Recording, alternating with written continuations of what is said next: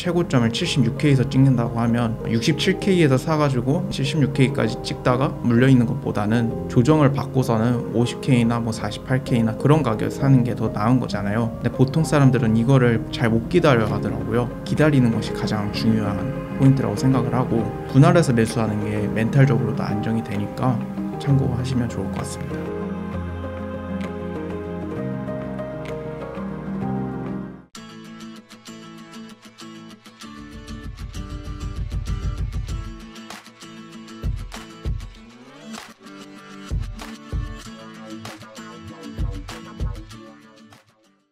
제가 아까 엘리어트 파동 이론을 말씀드렸을 때 3파의 끝자락이랑 5파에서 굉장히 호재가 많이 나온다고 말씀드렸어요. 지금 딱 그 상황이라고 보시면 됩니다. 그렇게 설명을 드리는 게 가장 말끔한 설명이라고 생각을 하고요. 3파의 끝이 역대 최고치 74K라고 보고 있고, 그 이후에 조정을 한 50일에서 60일 정도 거치고 현재 5파가 진행 중이라고 저는 생각하고 있습니다. 최고점을 찍고서는 하락할 가능성이 있다고 생각을 합니다. 근데 비트코인에도 있고 이더리움에도 있고 모든 종목엔 다 세력이 있다고 생각을 합니다. 예를 들어서 가장 최근에도 세력이 움직인 자리가 있었어요. 세력이 무슨 일을 하냐면 차트를 분석할 수 있는 사람들에게 있어서 세력은 진짜 좋은 자리를 안 준다, 이런 게 세력들이 하는 일이거든요. 1시간 봉입니다. 이 부분이 1, 2, 3, 4까지는 열심히 잘 해석이 됐어요. 그러면 5가 나올 때는 3파가 나온 지점을 깨야 되는 게 엘리어트 파동 이론의 그거잖아요. 근데 깨지 못했습니다. 깨지 못하고 절단이 일어났습니다. 이런 것을 5파 절단이라고 하는데, 이렇게 5파 절단이 나오는 게 대표적인 세력이 개입한 사례고, 일일봉으로 봤을 때도 FTX 사태 때도 모든 사람들이 기다렸던 자리가 있습니다. 웨지라고 수렴형 패턴 중에 하나인데, 이렇게 선을 그리고 이렇게 선을 그려가지고 모든 사람들은 저점은 여기지만 여기서 한 번 더 떨어지기를 바랬습니다. 이 지점에서 매수를 하길 바랬었던 거죠. 근데 이 지점을 주지 않고 바로 올려버렸죠. 이런 것들이 세력이 하는, 기술적 분석을 하는 사람의 입장에서 세력이 하는 짓이라고 생각합니다.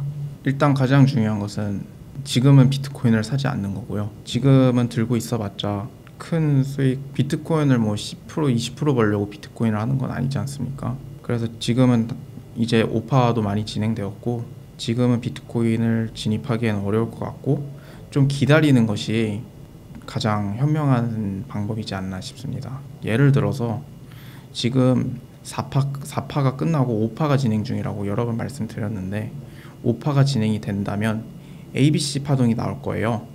그래서 C파동이 끝나면 이때 진입하는 게 더 좋은 자리가 될 수 있겠죠. 굳이 예를 들어서 만약에 최고점을 76K에서 찍는다고 하면 67K에서 사가지고 76K까지 찍다가 물려있는 것보다는 조정을 받고서는 50K나 48K나 그런 가격에 사는 게 더 나은 거잖아요. 근데 보통 사람들은 이거를 잘 못 기다려 하더라고요. 그러니까 기다리는 것이 가장 중요한 포인트라고 생각을 하고, 만약에 지금 매수하고 싶다고 생각을 하시면 분할해서 매수하는 게 멘탈적으로도 안정이 되니까 참고하시면 좋을 것 같습니다. 이더리움도 마찬가지라고 생각을 하고 있습니다. 이더리움도 제가 아까 말씀드린 것은 며칠을 들고 있고 몇 주를 들고 있고 수익률 10% 20%도 괜찮다라고 보시는 분들은 지금 사셔도 최고점을 넘길 거라는 것은 거의 확실하니까 그때까지 들고 있는 거라면 괜찮다고 보는데, 이더리움도 마찬가지거든요. 최고점을 넘길 것 같아요, 이번에. 그렇기 때문에 이더리움도 비트코인이랑 비슷하게 분석을 하고 있습니다. 일단 지금 4시간 봉입니다. 이 부분 비트코인이랑 똑같이 3파가 끝나는 부분이 나왔어요. 근데 비트코인과 다르게 이 부분이 역대 최고점은 아니거든요. 여기서 A, B, C 파동이 나오고 5파동을 진행하고 있는 상태입니다. 이더리움도 상당히 많은 사람들이 최근에 세력의 움직임에 의해서 매수 자리를 놓친 케이스가 있는데요. 여기서부터 이렇게 선을 긋고 여기서부터 이렇게 선을 그으면 저점 다음에 또 한 번에 저점을 찍을 여력이 있었는데 이 점을 안 주고 그냥 여기서 바로 올렸습니다. 아까 보여드린 FTX 사태랑 비슷하게 흘러갔다고 보시면 됩니다. 하루에 100% 넘게 번 적도 있습니다. 그 날이 어떤 날이냐면요, 작년 8월 달쯤이에요. 이 부분입니다. 여기서 고점을 찍고 ABC 이렇게 내려간다고 생각을 하고, 여기서 제가 이 자리에서 진입을 하지 못했어요. 그래가지고 좀 더 확실하면 진입을 하자라고 생각을 한 후에 여기서 선을 긋고 이 지점을 뚫으면 숏 포지션에 진입을 하자라고 마음을 먹었거든요. 레버리지는 10배를 사용했었습니다. 저는 거의 10배를 사용하니까요. 근데 이게 몇 시간도 안 돼서 13%가 빠졌죠. 그러니까 몇 시간도 안 돼가지고 130%를 번 사례가 있습니다. 저는 안전하게 매매하는 것을 좋아하고 여기 매물대라고 지지랑 저항을 많이 받은 부분이 있어요. 그게 있어가지고 그냥 안전하게 여기서 한번 튕길 것 같다라는 그냥 마인드로 포지션을 종료했습니다. 네, 최근에 크게 손절을 친 적이 있습니다. 마음대로 안 풀릴 때는 제가 원래는 스탑로스라고 손실이 나는 것을 계획된 손절이라고 하거든요. 손절이 날 때 어느 정도 손절이 나는지를 미리 알고서는 진입을 하는데 최근에는 제 그 스탑로스를 걸지 않는 실수를 해가지고 굉장히 오래 시간적으로도 물렸었고 자금적으로도 물렸었던 기억이 나요. 이 지점인데요. 이 지점에서 5분봉에서 하락 다이버전스라고 하락할 수 있다는 지표가 신호가 떴거든요. 그래서 숏 포지션에 진입을 했는데 청산을 이 지점에서 하지 못하고 이렇게 고점에서 계속 진행되는 것을 보다가 이 지점에서 그냥 손으로 청산을 했었던 기억이 있습니다.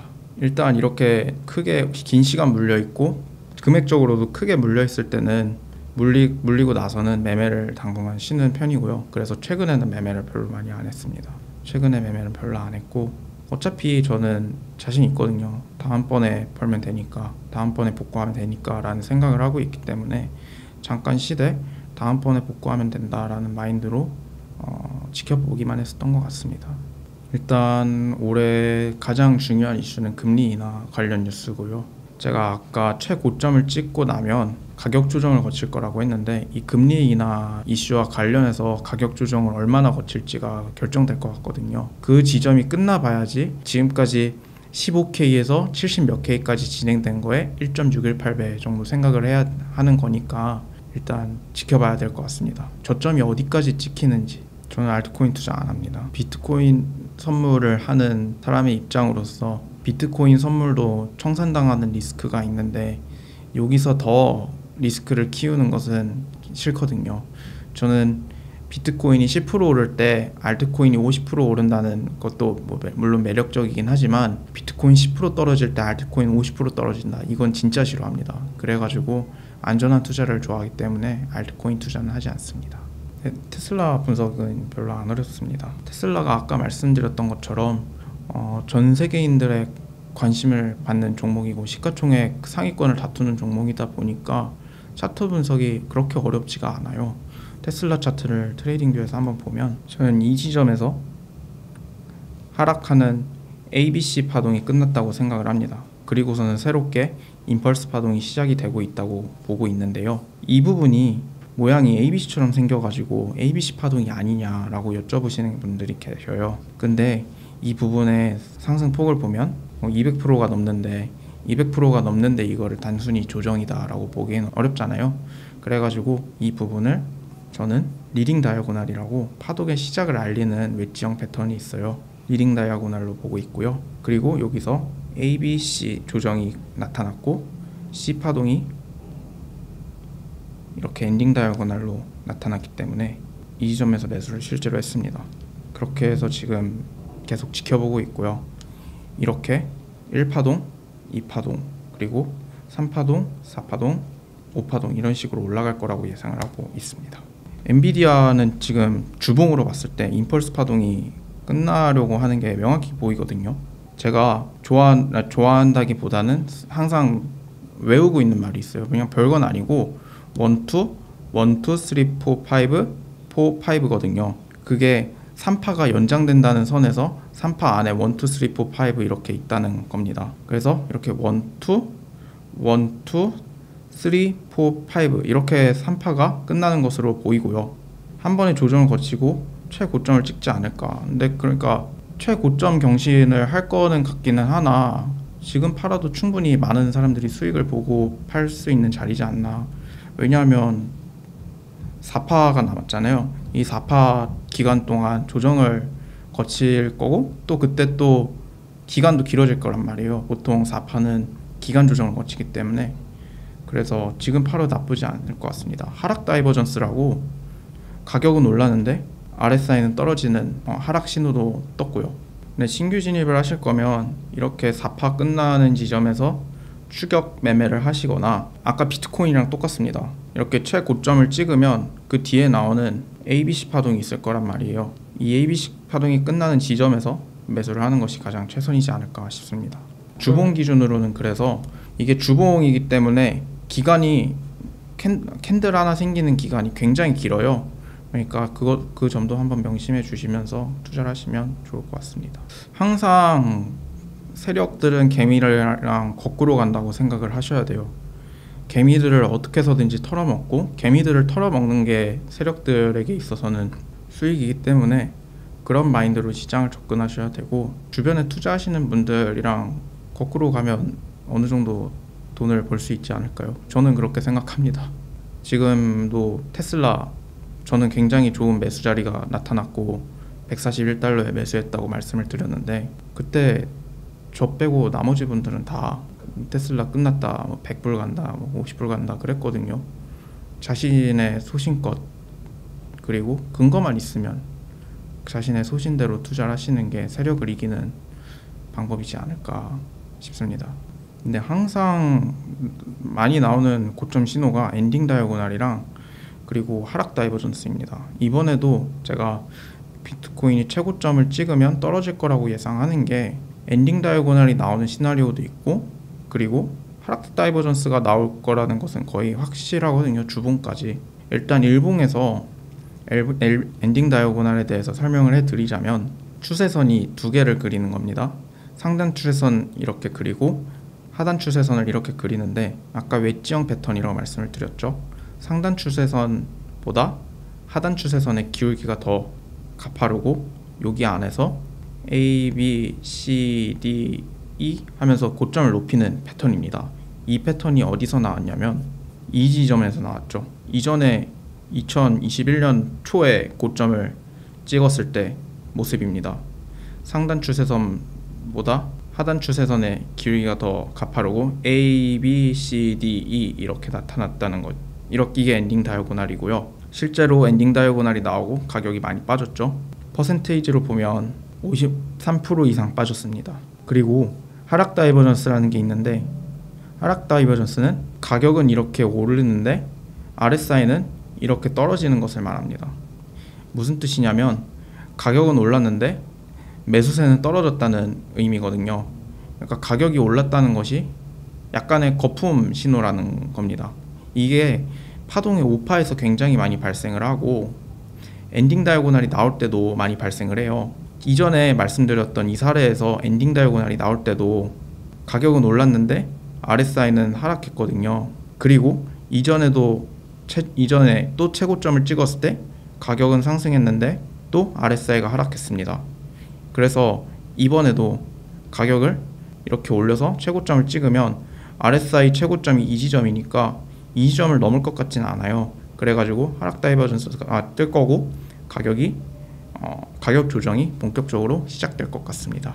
네, 저는 청산을 당연히 당했고요. 3번 정도 당했는데, 첫 번째 청산 날이 제가 선물을 시작한 날이었습니다. 그날이 2022년 5월 달에 루나 사태가 터진 날이었고, 루나 사태 이런 게 터졌다고 하니까 루나는 막 99% 빠지고 다른 코인들도 10몇 프로, 50몇 프로 빠지고 비트코인 역시도 많이 빠졌는데, 루나 사태가 터졌다고 하니까 당연히 숏 포지션을 진입을 했죠. 근데 그때 되돌림이 있었던 겁니다. 제가 너무 뉴스를 늦게 보고 뉴스에만 의존해서 투자하고, 그렇기 때문에 되돌리는 것을 이론적으로는 알고 있었지만 생각하지 못하고 투자를 한 것이죠. 그래가지고 저는 호재, 악재 따지면서 투자하는 것을 굉장히 싫어합니다. 그 이후로. 두 번째는 레버리지를 높게 사용해서 청산당했었던 경험이고요. 세 번째도 마찬가지입니다. 소액으로 처음에 연습할 때 소액이니까 레버리지 높여도 청산당해봤자 얼마 안 되잖아, 그런 식으로 매매를 했다가 청산을 당했습니다. 소액으로 했을 때만 청산을 당했기 때문에 시드를 키웠을 때는 상당히 복구하는데 얼마 안 걸렸거든요. 한 번 첫 매매로 한 번에 복구했었던 걸로 기억을 하는데, 멘탈 같은 경우는 뭐 소액으로 시작을 해서 실력을 어느 정도 자기 자신을 믿을 수 있는 실력 정도가 된다면 그렇게 멘탈이 안 흔들릴 것 같습니다. 네, 저는 충분히 적합한 투자가 있다고 보고, 저는 엘리어트 파동 이론이 메인이라고는 말씀드렸지만 캔들 차트도 보고 볼린저 밴드라는 것도 봅니다. 캔들 차트가, 일단 캔들 차트를 공부하게 된 이유가, 저희가 차트를 보게 되면 다 캔들로 나와져 있는데 모든 캔들은 아니더라고 해도 중요한 캔들 정도는 캔들의 이름이나 그 안에 들어있는 의미를 알아야 되지 않느냐 싶어서 캔들 공부를 시작했고요.